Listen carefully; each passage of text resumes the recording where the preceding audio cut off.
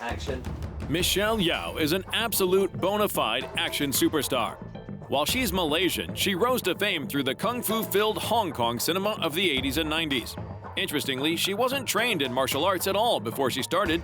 Instead, she was a dancer and just used those skills in her fight scenes. When I see them do the choreography, it reminds me exactly of how I would have done it in ballet or jazz or whatever it is. It's learning the moves and then applying the power, the speed and strength in the right places. And I guess it's the training of so many years of watching and learning how people adapt themselves. So, and I had always the best, mentors, teachers. I guess they were very curious when they first met me. They think, oh, well, the slip of a goat, she wants to do martial arts. Okay, let's scare her. And then they found out that I didn't scare very easily. And I could sort of do things with them. Because I'm a dancer, I have rhythm. And when it comes with martial arts, the rhythm is very important. It's at the end of the day, it's like two people dancing. If you set up the right, and then you start moving, it just flows.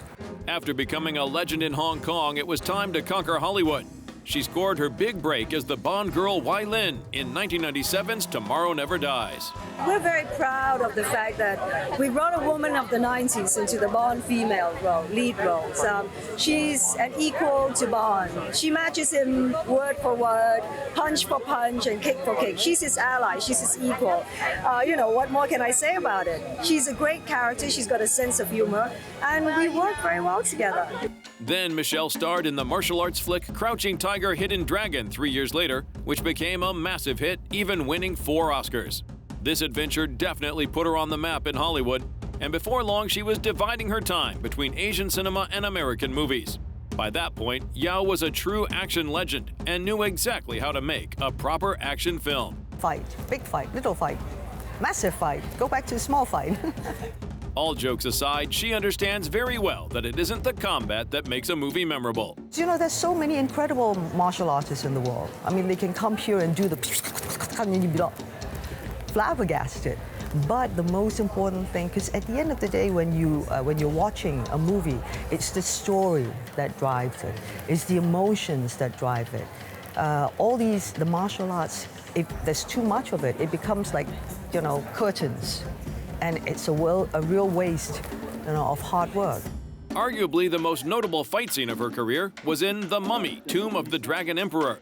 Here she went toe-to-toe with another kung fu legend, Jet Li. This is the last battle between Yeoh and the Emperor. It's like they've been waiting thousands of years to finally live or die. This is it, the moment. This is the chance, and she's going for it. And finish it.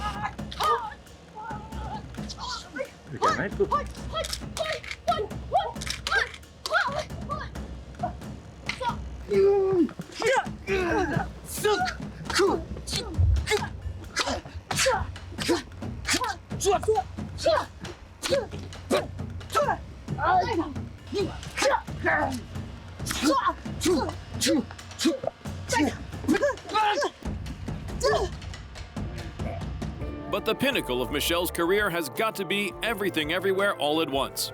It was the movie of 2022, winning 7 Oscars, including Best Motion Picture of the Year and Best Actress in a Leading Role for Yeoh. This is actually a historical moment. So I really have to thank the Academy for acknowledging, embracing diversity and true representation. I think this is something that we have been working so hard towards for a very long time. And tonight, we frigging broke that glass ceiling. I kung fu'd it out and shattered it. And we need this because there are so many who have felt unseen, unheard. It's not just the Asian community. This is for the Asian community, but for anybody who's been identified as a minority, we deserve to be heard. We deserve to be seen. We deserve to have the equal opportunity so we can have a seat at the table. It should be clear by now, Michelle Yeoh is one lady not to be messed with. We're eager to see what we can expect from her in the years to come. Don't let anybody say, oh, you're past your prime, blah, blah, blah, blah, blah, blah.